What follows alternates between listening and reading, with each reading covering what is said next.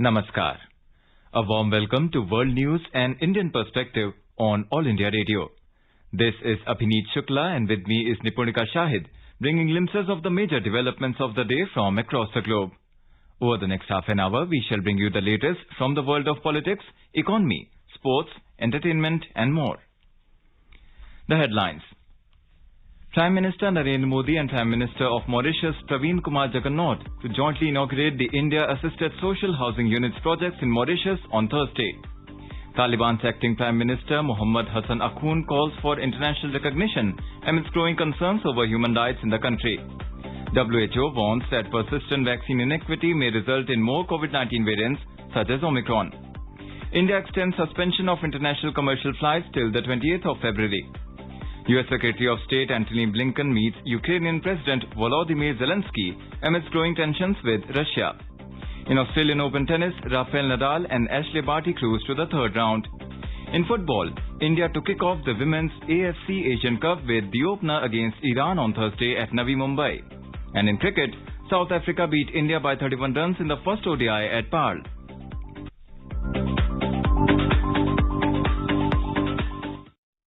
As the number of COVID-19 cases are rising fast in several parts of the country, we appeal to our listeners to be vigilant and get fully vaccinated and help others, including children between 15 and 18 years, to get vaccinated.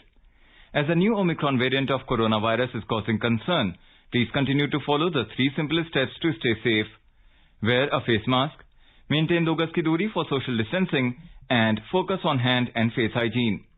For any COVID-related information and guidance, contact the national helpline numbers 011 2397 8046 and 1075. And now the news in detail. Prime Minister Narendra Modi and Prime Minister of Mauritius Praveen Kumar Jagannath will jointly inaugurate the India-assisted social housing units project in Mauritius virtually on Thursday. The 2 dignitaries will also launch the Civil Service College and 8-megawatt solar PV farm projects in Mauritius that are being undertaken under India's development support. An agreement on extending a $90 million line of credit from India to Mauritius for the Metro Express project and other infrastructure projects and an MOU on the implementation of small development projects will also be exchanged. Prime Minister Narendra Modi will be hosting the first meeting of the India Central Asia Summit in a virtual format on 27th of January. Presidents of Kazakhstan, Kyrgyz Republic, Tajikistan, Turkmenistan and Uzbekistan will participate. This will be the first engagement of its kind between India and the Central Asian countries at the level of leaders. The first India Central Asia Summit is a reflection of India's growing engagement with the Central Asian countries, which are a part of India's extended neighborhood. Prime Minister Narendra Modi paid a historic visit to all Central Asian countries in 2015. Subsequently, there have been exchanges at high levels at bilateral and multilateral forums. During the first India Central Asia Summit, the leaders are expected to discuss steps to take forward India-Central Asia relations to newer heights. They are also expected to exchange views on regional and international issues of interest, especially the evolving regional security situation. The summit is symbolic of the importance attached by the leaders of India and the Central Asian countries to a comprehensive and enduring India-Central Asia partnership. U.S. Secretary of State Antony Blinken met with Ukrainian President Vladimir Zelinsky in Kyiv on Wednesday. In a statement, the U.S. State Department said that Secretary Blinken warned against further aggression by Russia against Ukraine. He warned that the United States, together with its allies and partners, will impose crippling costs on Russia's economy, reinforce NATO's presence in frontline allied states, and increase defensive assistance to Ukraine should Russia continue its military build-up on its border with Ukraine. Mr. Blinken arrived in Ukraine on Wednesday amid mounting fears of a Russian invasion of Ukraine. An estimated 1 lakh Russian troops have been deployed near Ukraine's borders, and White House Press Secretary Jen Psaki told reporters on Tuesday the build-up had created extremely dangerous situation. Meanwhile, Germany has signaled that it could halt the Nord Stream 2 pipeline from Russia if Moscow invades Ukraine.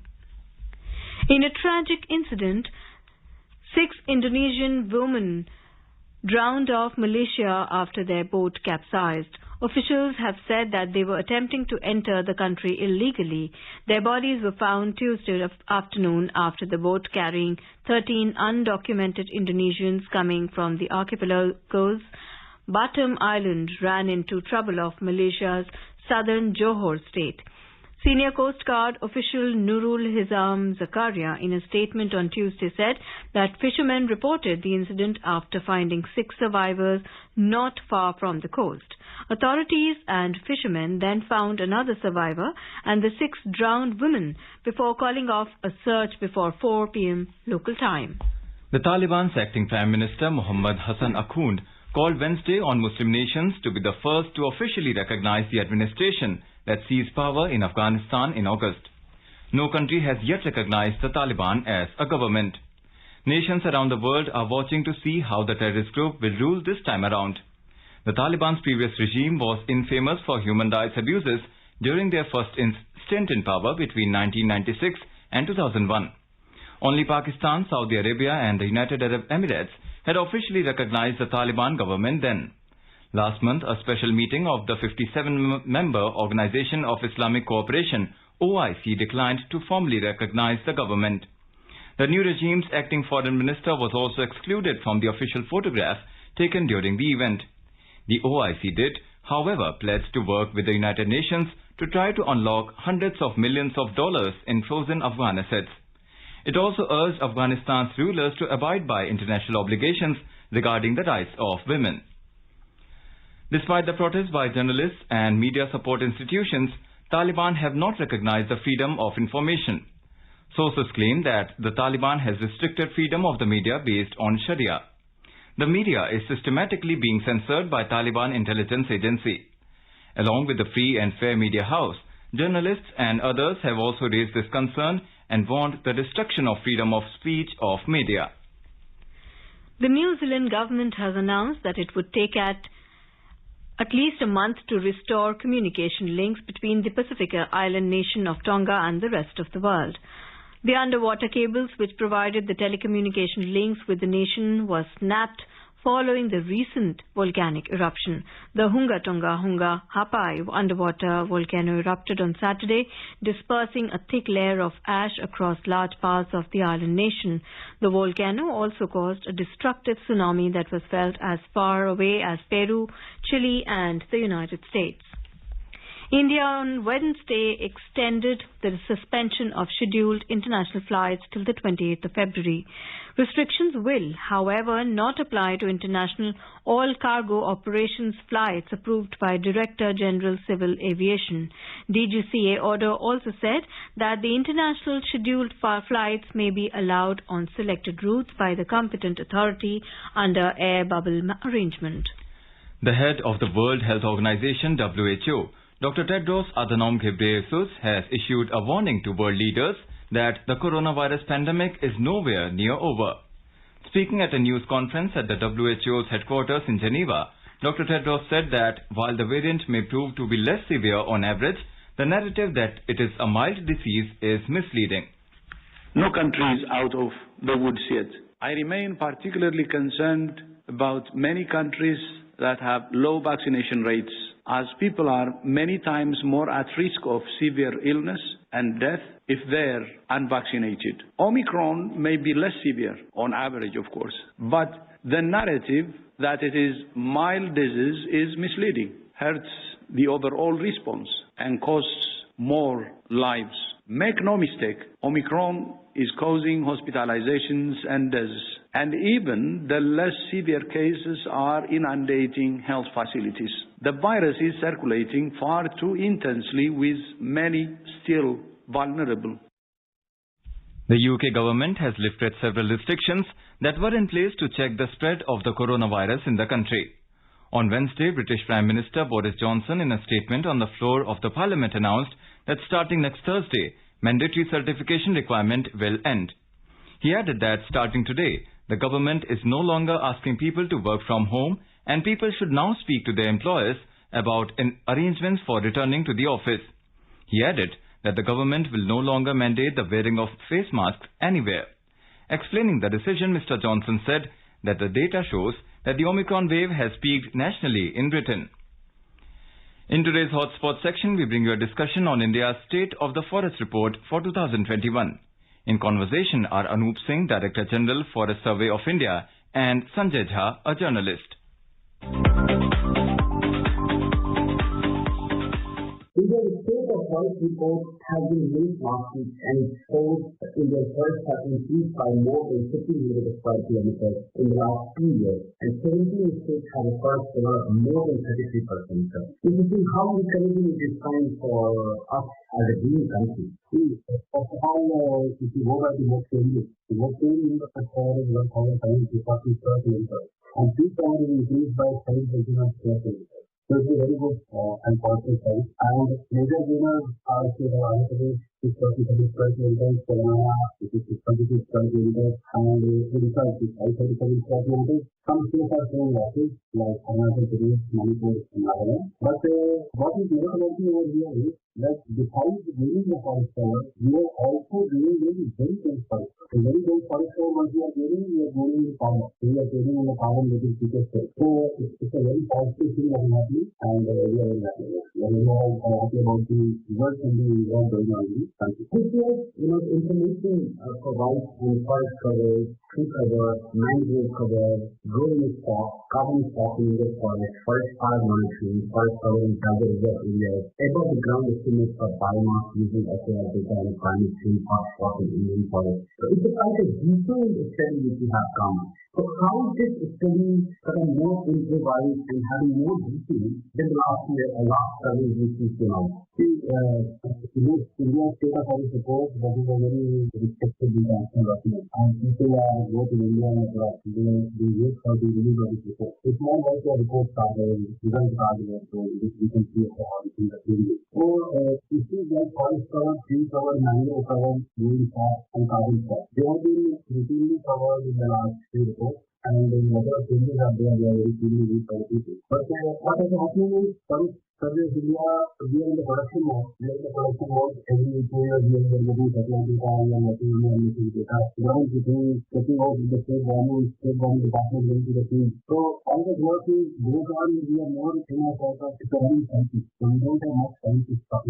But this time, the officers of the Forest Survey of India want to have, since we are working in the field for a long time, let us also try to work on the cutting edge of the technology. Why don't we try to work on the cutting edge of the technology to improve our trade, improve our estimate, and we see what we like it. So we need to get suggestions from a lot of experts. So this time we worked in Ahmedabad, we take up in Ahmedabad, which is a very reputed center, as far as research on space applications is concerned. So we use the services for star data and biomass estimation. So this is a promising study. This is a system that we can place, but this is a promising study where LLM data was used. And besides that, as we all know, the history thing or the thing which is bothering all of us is the climate change. So climate changes are affecting our coast, climate changes are affecting our forests, really affecting our biodiversity. So how and where we are going to affect the climate change? So the climate change that is taking place, so we try to work it out. So what are the climate change hotspots which we are going to find out in the forest? So for this we work in this planning and then along with them we have done this study. So this is basically making the report more readable, interesting, inviting comments from people, inviting suggestions, guidance from the experts. So there is more to this. There is more to this because the report. So this report contains much more detailed data than just numbers, which can be utilized by different stakeholders in this different stuff. One thing we have noticed in this report that the country has lost more than 1,600 square kilometers of natural forest in recent years. And the loss of natural forest is worrying, although the loss has been compensated by improvement in health of protected areas and reserve forests, etc. But the large part of the increase is due to the more areas coming under plantation. So it is a very successful thing with the plantation, but it is not substitute for natural forest when it comes to providing typical ecological services. And some experts are now saying that forest reports increasing forest should not lead to complaints and we should try and focus on getting the natural forest. Actually, complacency is one thing which we should never have in any system. That's a golden rule. So complacency is whenever you are doing something and if you become competent, then you move. And you might have heard about the stories that people are just used back for a quarter of the second or no and see activity. So So there's no looking back as far as, there's no looking back when we are doing. If you go by the game side, if you see the previous report earlier, in 2016 we were doing the forest cover around 10,290 because there is a gain in forest and tree cover together in the last 6 years, I guess, 15 to 21. It's 15,420.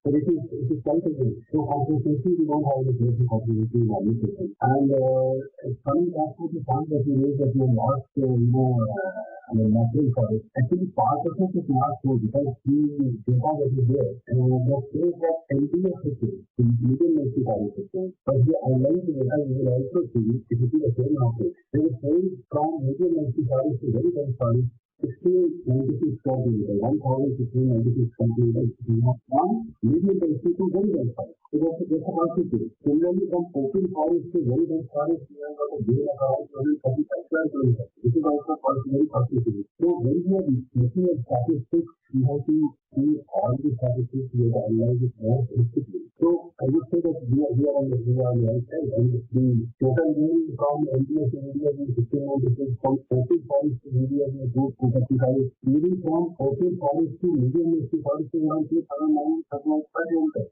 It is an improvement in the quality of forest. So, this criticism is not very well founded. At the same time, I believe the competency should not be there because competency may lead to it's very long and our gains that we are getting might also slow down. Maybe no one. In support, we saw the challenges in the northeast part of the country where we have seen facing the natural forest. And I think the report attributes this loss to the natural countries as well as anthropogenic activities, such as testing agriculture, developmental activities, and the felling of trees. And when these things happen, this can lead to such help of aquifers in the region where we already see the losses having some, the water issues. Are you worried about these signs that if the forest is not testing, it could also lead to the water issues, water scarcity? You already mentioned about climate change. I'm going to talk to you about climate change in the next issue. But what is your take about the northeastern India? I would like to give the northeastern region more in a manner. This region is a very fragile region and vulnerable to natural calamities. Okay, if you see the forest fire, it's not only the forest fire, then the terrain is very tough. So if the forest fire takes place over here, setting out the forest fire also becomes a very big challenge. So it's a very tough region. So I will not go by just the changing the last 3 years of routine or whatever it is. So if you go by, if I use the data of 2001 and use the data of 2020 and 2021. So in the last 20 years, there is an overall increase in 165 square kilometers forest cover in office.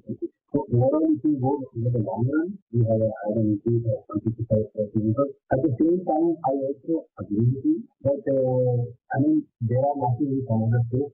And these losses can be because of fiscal cultivation or because of forest fire. Okay. So these need to be analyzed locally by the local communities, by the local policy parties, as to why these things are happening, and where it is possible that is fighting, so that is fighting to. One of the interesting things we have done in this report this year is the mapping of climate change of the Indian forest. So I think we did it with the help from BIT Telangana Goa Council, and this collaborative study was carried out for the objective of mapping the climate of the forest cover in India using computer model text prediction of temperature and rainfall data for the future time period.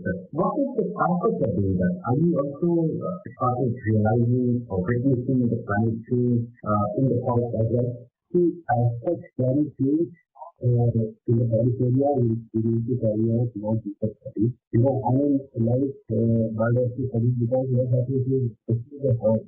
The herbs are the first to be hit by the climate change because once any monetary change takes place, things like the outtakes, things like the herbs which are growing in the ground, they will start gradually on this. So what is the current condition of how things have changed in the last 50 years, 70 years? We need to carry out certain studies which we have not done so far. We just wanted to study the tip of the iceberg. So during this study, this is more like a higher level study where we have used the models to work out as to what are the areas which are going to be very close to issues. So once we walk out those areas, like we are talking about carbon like that, because of the changes. Now we need to go for a small deeper study. No doubt land studies are the same. We can see the cycling or the cycling, the continuous cycling that are taking place in the day of the month. So, we are concerned about it, and it is bound to take time.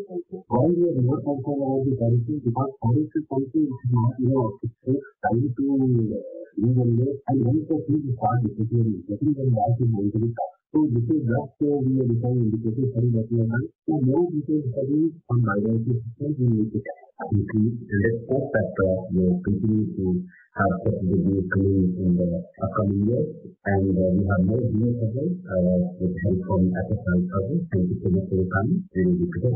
Just before I conclude, I would like to say something. The forest range India is only carrying out the actual work of increasing the forest cover at a further increasing forest cover is being done by the state forest department, coupled with the forest protection committee. And I would like to everybody to be aware that we have got a lot of forest protection committees and international committees which are operating as the ground level at different levels. So these villagers who are part of the forest protection committee, they are still happily participating in taking a plantation, in putting out forest fires, in protecting the forest lands. So this is a collaborative effort between the people and the department and the government, which is yielding results. So we need to congratulate the entire team starting from the ground level, which is working. So these everybody's role is very important as far as protecting the environment, saving us from the climate change is concerned. But FSI has to give that data, monitor the data for everyone to work around. Thank you once again for your time. Really appreciate talking about the new forest survey. Thank you for contact.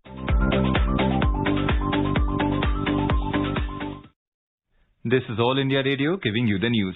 For quick news updates round the clock, follow us on Twitter at AIR News Alerts.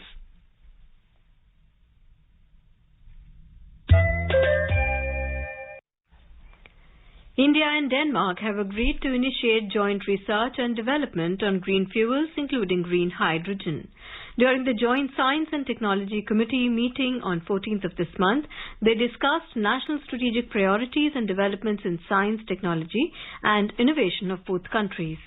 The committee emphasized on development of bilateral collaboration on mission-driven research, innovation and technology development, including climate and green transition energy.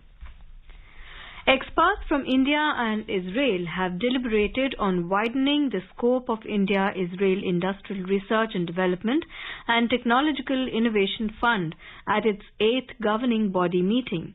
During the meeting held on Tuesday virtually, they approved 3 joint research and development projects worth $5.5 million and suggested measures to create a broader India-Israel collaborative ecosystem. The projects include centrally monitored Internet of Things, IoT nano sensors for molecular diagnostics in healthcare and screening applications, No More Moss, a mosquito control biological solution, and IoT-enabled satellite communication for real-time collection of agriculture and environment data across India. India-Israel Industrial R&D and Technological Innovation Fund is a cooperation between the Department of Science and Technology, Government of India and the Israel Innovation Authority, Government of Israel to promote, facilitate and support joint industrial R&D projects between companies from both the countries to address the challenges in the agreed focus sectors.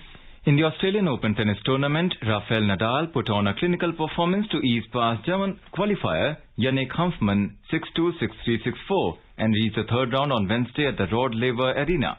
The Spaniard remained on course for a men's record 21st Grand Slam title. In women's singles, Ash Barty cruised into the third round of the Australian Open for the 6th time of her career with a convincing 6-1, 6-1 win over Lucia Bronzetti on the same arena. The home favourite took just 52 minutes to beat the Italian qualifier and will now face number 30 seed Camila Giorgi in the third round as the Australian bids to win the Melbourne Slam for the first time.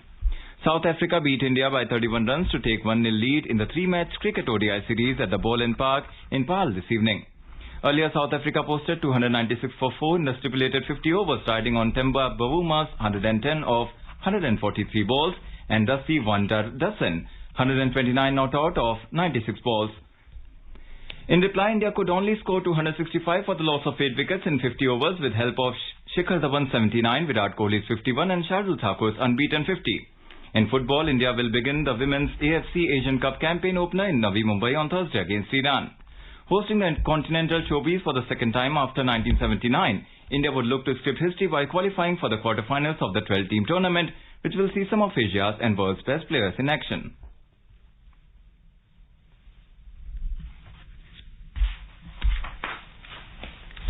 A 3-day-long national dance festival will be inaugurated at the Bangladesh Shilpakala Academy in Dhaka on Thursday.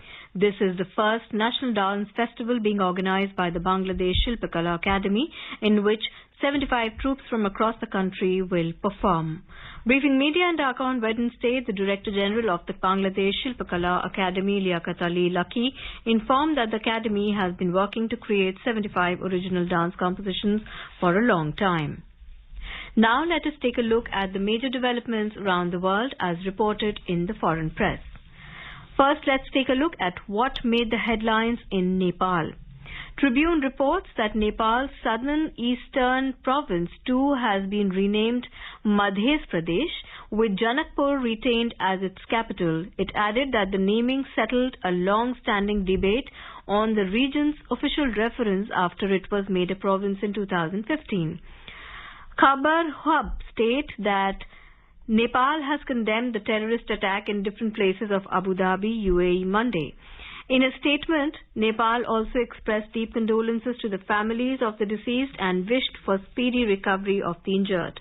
The Himalayan Times writes that Nepal's COVID-19 vaccination drive can still be fixed with common sense and time-tested lessons from Nepal's homegrown immunization experience.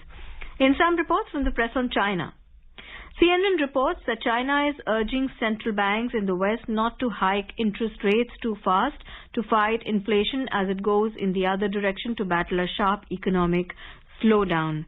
Chinese President Xi Jinping on Monday called on major world economies to spur growth by coordinating their policies as the world continues to pull itself out of the turmoil caused by the coronavirus pandemic. Reuters reports China is urging people to wear masks and gloves when opening mail, especially from abroad, after authorities suggested the first case of the Omicron coronavirus a variant found in Beijing could have arrived via a package from Canada. Japan Times reports China has told Japan that it is considering holding a face-to-face ceremony to mark the 15th anniversary in September of the normalization of relations between the two nations. Now looking at the press reports from Afghanistan, Bakhtar News Agency reports that the death toll from the earthquake in northern province of Afghanistan, Badghis, has gone up to 30. A quick look at the headlines once again. Prime Minister Narendra Modi and Prime Minister of Mauritius Praveen Kumar Jagannath to jointly inaugurate the India-assisted social housing units projects in Mauritius on Thursday. Taliban's acting Prime Minister Mohammad Hassan Akhund calls for international recognition amidst growing concerns over human rights in the country. WHO warns that persistent vaccine inequity may result in more COVID-19 variants such as Omicron. India extends suspension of international commercial flights till the 20th of February. U.S. Secretary of State Antony Blinken meets Ukrainian President Vladimir Zelinsky amidst growing tensions with Russia. In Australian Open tennis, Rafael Nadal and Ashley Barty cruised to the third round. In football, India to kick off the Women's AFC Asian Cup with the opener against Iran on Thursday at Navi Mumbai. And in cricket, South Africa beat India by 31 runs in the first ODI at Paarl. And now, before we end, let us listen to Mahatma Gandhi's favorite bhajan, Vaishnavajan, by artists from South Africa. Vaishnavajan do tene kahiye je peed parai jane re